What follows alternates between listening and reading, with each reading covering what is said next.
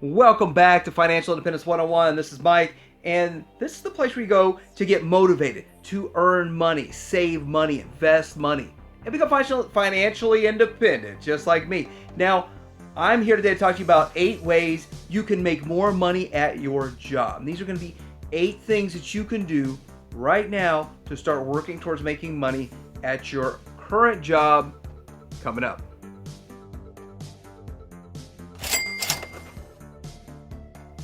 The first way to make more money at your current job is to be positive.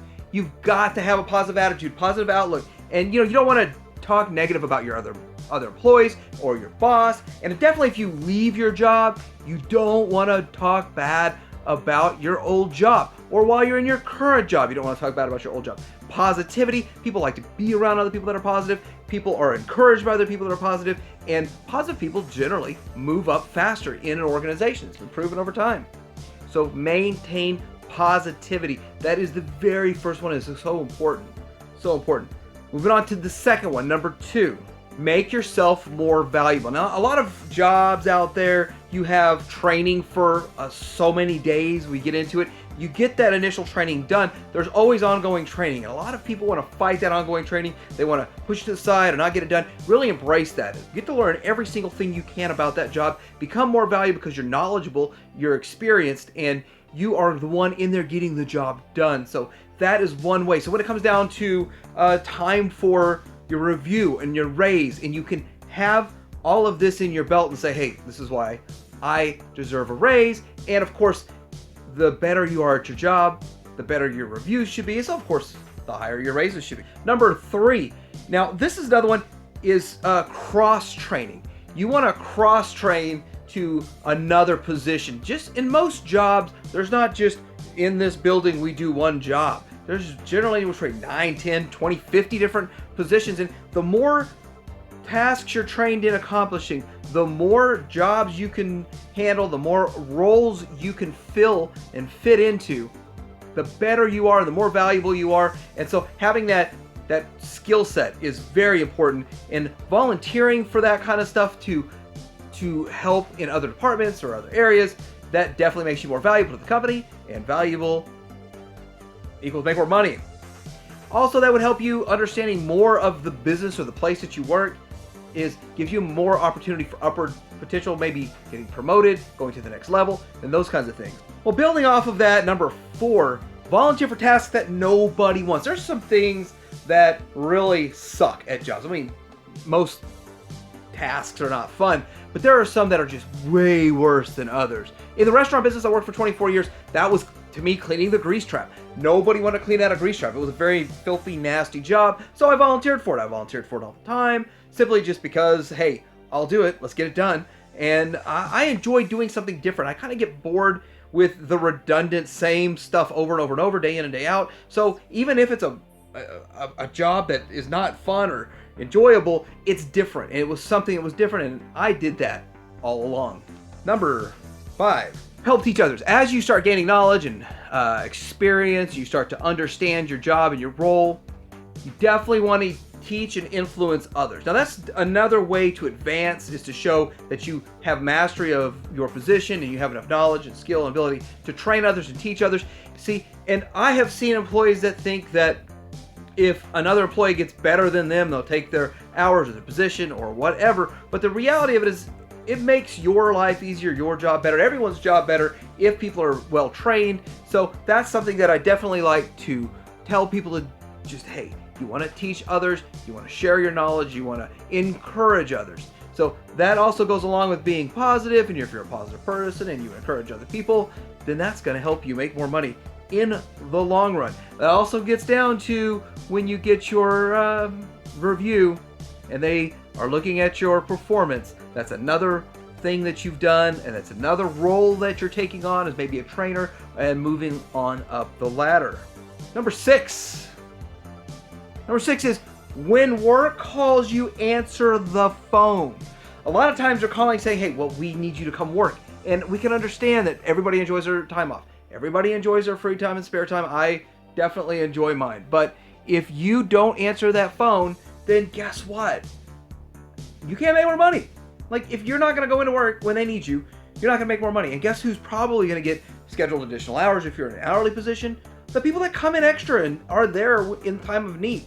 So those are the people that would do it. So I'm going to share my experiences with you. I definitely answered the phone, and I dropped everything, ran into work every time they called. And that was back when I was making minimum wage at $4.35 an hour, and I wanted that good overtime, that sweet $6.50 overtime. That was so sweet. That was the sweetest tasting money that I've ever made back when I was, making minimum wage.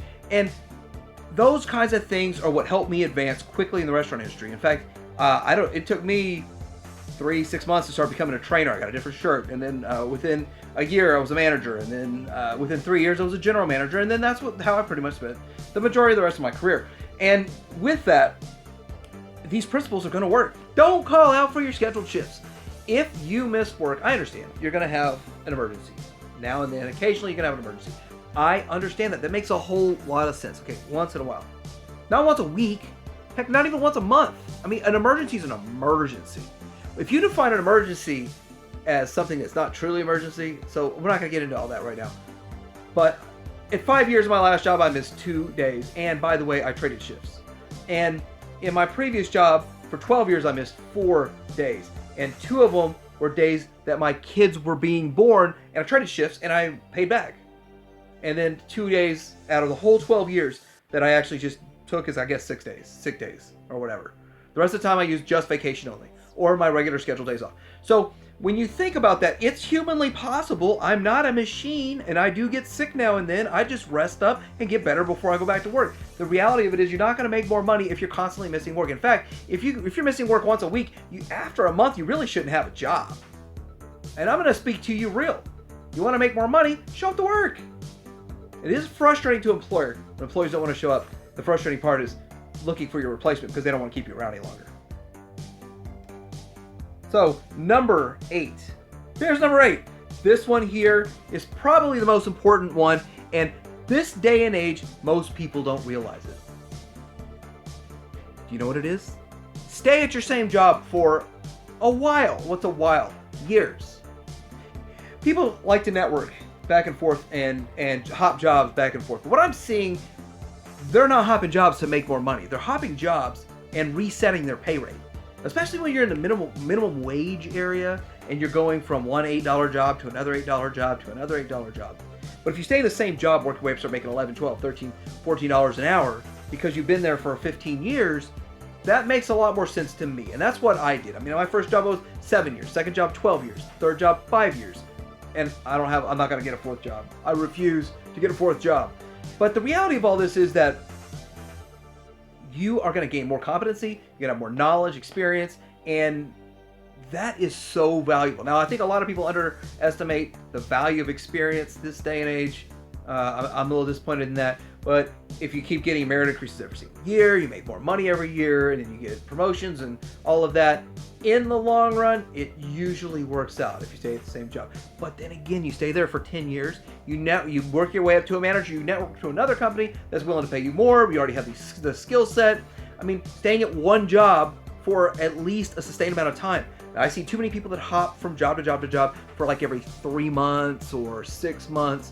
And people that say that they're super proud of themselves for holding on to a job for a year. It's like you're 30 years old and you only hold a job for a year once.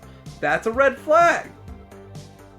So anyway, let me know what you think about these 8 ways to make more money at your current job. I know it sounds kind of basic, but the reality of it is a lot of things in life are pretty basic, and it just comes down to hard work, dedication, and how much you want to put into it is how much you'll get out of it. So like, subscribe, thanks for watching, tune back in to Financial Independence, so hopefully I can help you become financially independent one day.